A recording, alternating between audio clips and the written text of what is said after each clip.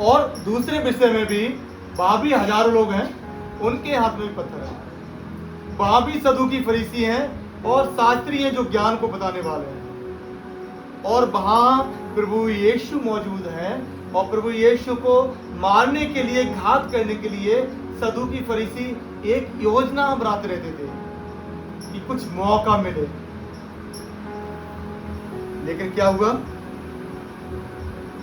प्रभु यीशु के पास आते हैं, हजारों लोग, भीड़ पर भीड़ चली आ रही है, एक स्त्री को जबरन खींचते हुए आ रहे हैं। जो स्त्री व्यभिचार करती हुई क्या है? पकड़ी गई। व्यभिचार समझते हैं? कुकर्म करती हुई पकड़ी गई और प्रभु यीशु के पास उसको लेके आए और उन्होंने बताया, हे प्रभु, व्यवस्था पर उन्होंने लिखा हुआ है, अगर कोई भी स्त्री कुकर्म करती हुई पकड़ी जाती है तो लिखा हुआ है ऐसी स्त्री को समाज में रहने का अधिकार नहीं है, जिसको पत्थर मार मार कर मार दो। क्या करो? पत्थर मार मार के मार दो, क्योंकि ऐसी स्त्री का समाज में रहना अच्छा नहीं है। इससे क्या होगा? समाज में दूसरा इंसान भी ऐसा कदम उठाएगा। उनको तो स्त्री को मारना ही था, लेकिन वो एक मौका तलाश रहे थे कि प्रभु यीशु पर कैसे इल्जाम लगा।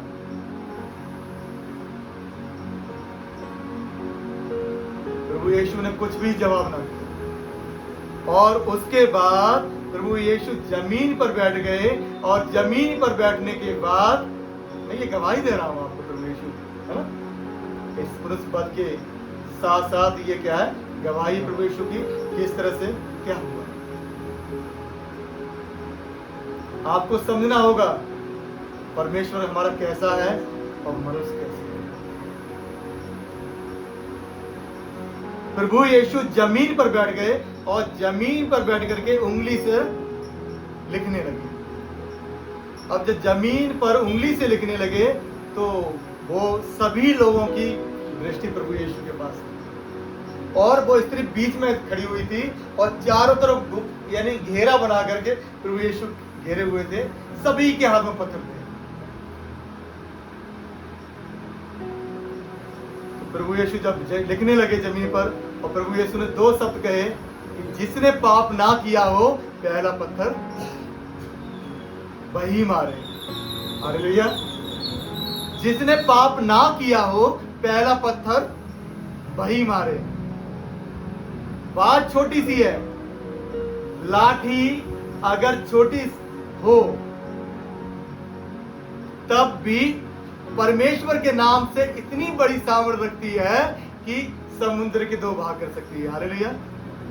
जैसे पिछले भजन में मैंने कहा था, मूसा नबी ने लाठी को मारा, समुद्र दो भाग हो गया। छोटी लाठी थी, समुद्र बहुत बड़ा था, डरावना था। लेकिन वचन आपका छोटा हो क्यों ना हो, लेकिन सामर्थ उसके अंदर इतनी बड़ी है। सामर्थ के साथ आप बोलेंगे तो क्या होगा? आपके जीवन में बड़ी बड़ी गवाहियां बनेंगी। हालेलुया। जब प्रभु यीशु ने इस वचन के द्वारा कहा कि जिसने भी पाप ना किया हो पहला पत्थर वही मारे, उसके बाद क्या हुआ? एक एक कर करके सारी भीड़ छट गई। हालेलुया। सारी हजारों की भीड़ छट गई। अब क्या था वहां पर?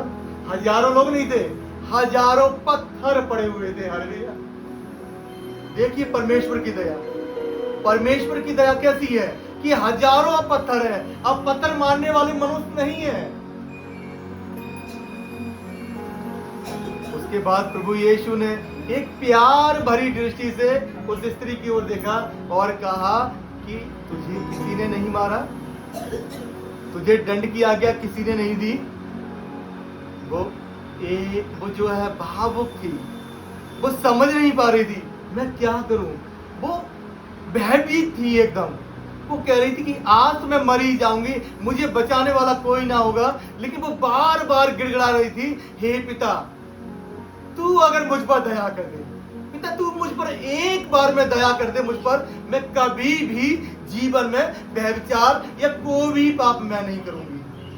मैं अपने जीवन को तेरे लिए अर्पण कर दूंगी।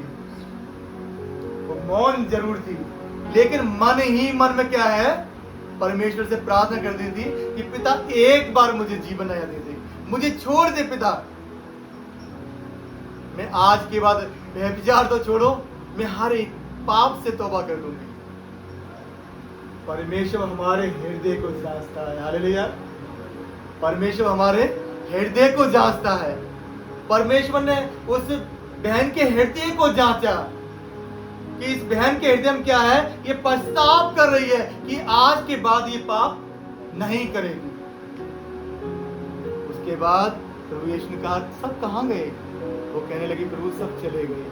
किसी ने दंड की आज्ञा नहीं दी कि नहीं प्रभु, कि जा मैं तुझे भी दंड की आज्ञा नहीं देता। हालेलुया।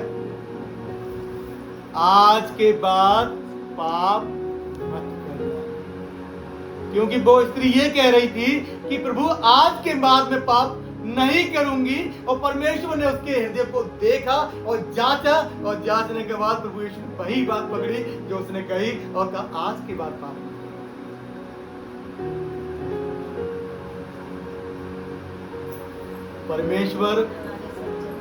परमेश्वर हमें बचाने की क्षमता रखते हैं। परमेश्वर बहुत दयालु हैं। परमेश्वर बहुत दया करने वाले हैं। बशर्ते इन वचनों के द्वारा हमें समझना होगा, हमें अपने आप को अर्पण करना है और कहना होगा पिता आज तक जो भी मुझसे हुई गलती है आज के बाद मैं नहीं करूंगी, या आज के बाद मैं ना करूंगा। तमाम बहन भाई इस बात को कहें कि आज के बाद हम पिता जो गलतियां हुई हैं हम नहीं करेंगे, बल्कि तेरे दास का कहना तेरा कहना है। तेरे दास का कहना तेरा कहना पिता, तेरा तू जब कहता है तो अपने दास के अंदर से होकर बात करता है। इसीलिए तेरे दास ने जो जो हमसे बात कही है हम उनको मानेंगे। आमीन। परमेश्वर आपके जीवन में आशीष दे, आपको बढ़ाए। Thank you. हालेलुया।